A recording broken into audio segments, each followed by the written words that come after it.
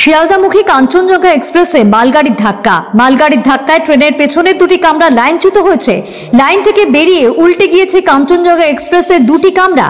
সকাল 9:45 নাগাদ নিউ জলপাইগুড়ি স্টেশনের আগে রাঙাপানি স্টেশনে দুর্ঘটনাটি ঘটেছে। আগরতলা থেকে কলকাতাগামী কাঞ্চনজঙ্ঘা এক্সপ্রেসে ধাক্কা মারে মালগাড়ি।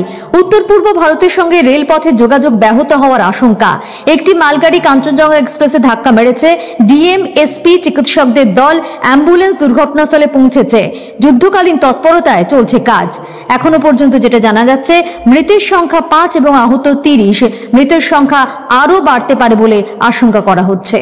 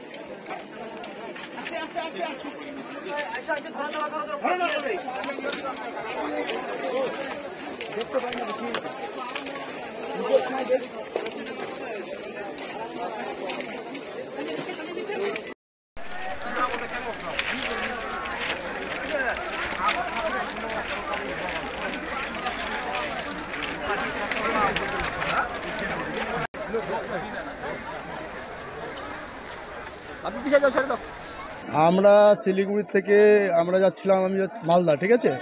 এবার পেছনে আমাদের গাড়ি ছিল সামনে কাঞ্চনজঙ্ঘাতে, পেছন থেকে মালগাড়ি পুরো চাপিয়ে দেয়। এবার সামনে আমরা ছিলাম, পেছনের দুটো বগি অলরেডি উল্টে গেছে, যে এখন পর্যন্ত অনেক লোক মারা গেছে।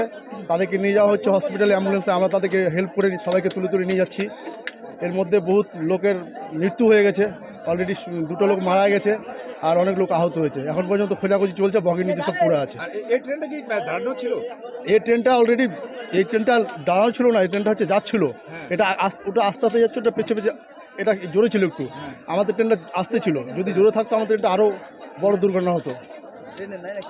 মোটামুটি এখন প্রশাসন এখন বর্তমানে আমাদের প্রথমত অ্যাম্বুলেন্স ছিল না, তারপরে অ্যাম্বুলেন্স এখন বর্তমানে আমরা সব ডাকাডাকির পরে অ্যাম্বুলেন্স সব একটা করে আসছে আর কি। প্রথমত অ্যাম্বুলেন্স একটাও ছিল না, তারপরে আমরা বলার পরে ফোন করে সবকে দুটো অ্যাম্বুলেন্স এখন এসছে। তারপর সবকে এখন ট্রেন হয়েছে, সবাইকে নিতে হচ্ছে আর কি।